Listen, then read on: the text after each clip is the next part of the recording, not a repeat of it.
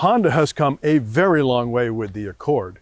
From this, a 1976 Honda Accord, to this, the 2023 Honda Accord Hybrid. Now, this is a technological marvel, and we will talk more about that. But compare the two. Starting price here for the Touring model runs into the high 40s, which is a fully loaded hybrid version. Honda also sells a turbocharged, more basic model in the high 30s. No hybrid there.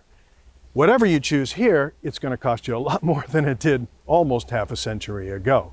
Hi, I'm Jeremy Cato. This is CatoCarGuy.com. Thanks for watching, and if you have not already subscribed, please do. Honda has made two big moves with the 2023 Accord. The first is styling. This has been tidied up. Now, I would not call this look an eye grabber or something daring, but it is clean and well executed. More importantly, what you really should notice about the Accord as it sits here is how big it is.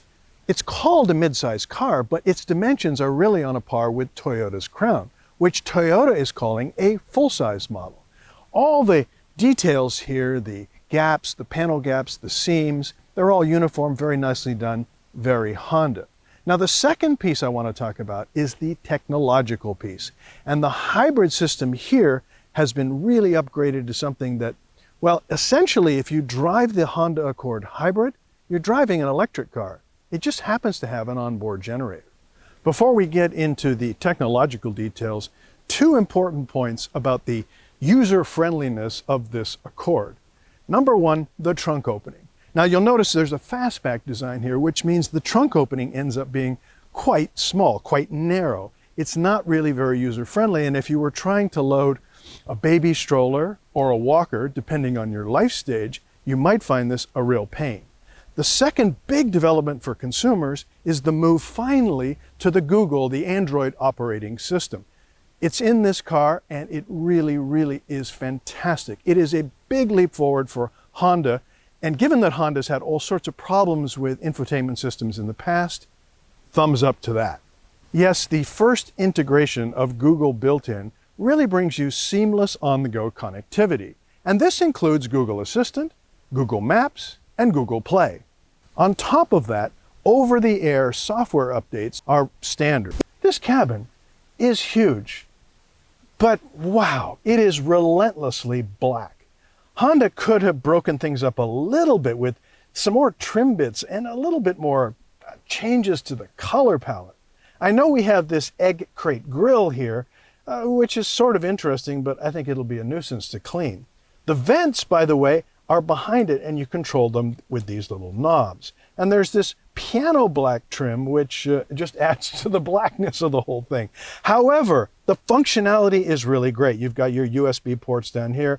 You've got a wireless charger down here, big cup holders, and this nice 12-inch plus display screen with the Google operating system. I really like that. It functions really well, and there's a nice little click to it as you use it. And of course, the driving position is excellent. The seats they're okay. They're not my favorite in this class, but you have to remember you're driving a sedan, or you're sitting in a sedan, and my goodness, you sit low. And if you've been driving all the SUVs that I've been driving lately, it feels odd to be this low.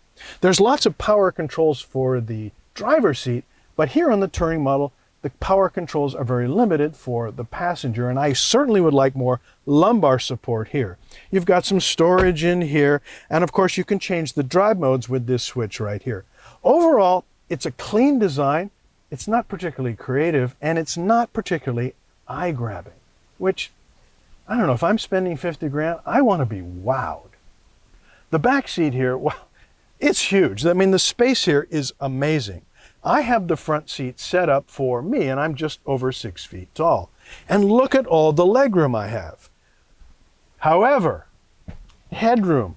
This, again, I'm just a little bit over 6 feet tall, and wow, it's pretty tight. And of course, that's the roof line. It may look sporty from the outside, but you give up some functionality on the inside. Other than that, it's terrific. You got vents back here, USB ports, very comfortable.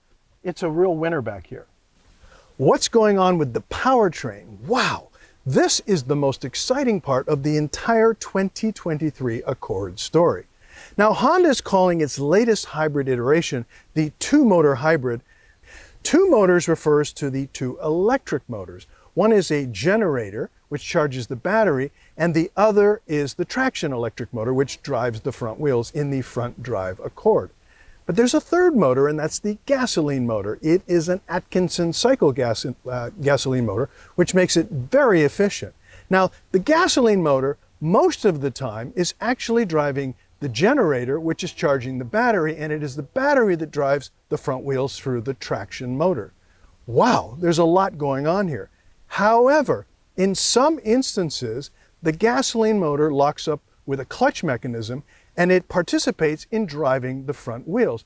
And this is like if you're at a long, steady state highway speed where it's very efficient to introduce the gasoline motor. So it's actually a three-motor hybrid system, but Honda's calling it the two-motor because they're really excited about the packaging here under the hood. And when you take a look here, wow, there's a lot going on here technologically, but it's really quite open under the hood.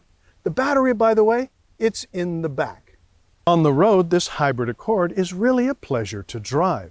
Acceleration is almost instantaneous, and that is because you're actually driving an electric vehicle. When you put your foot into it, this car really takes off. The overall stance of the car is excellent, and that's because so much of the mass is low to the ground. That battery pack in the back, low to the ground, and everything through the powertrain is as low as Honda can get it.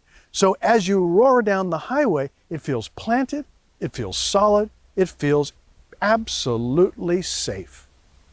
Honda expects about half of all Accord sales going forward to be hybrid, and you can understand why. There is the obvious environmental benefit, which really boils down to lower emissions, and there's also the fuel economy benefit, which is not only good for the environment, but for your pocketbook as well. The package here is excellent. The technology is as modern as it gets with hybrids, and the overall usability of this car is really terrific. So if you are shopping for a family sedan, and especially a hybrid, you simply must take this one for a test drive. Thanks for watching. I'm Jeremy Cato, and this is CatoCarGuy.com. We'll see you next time.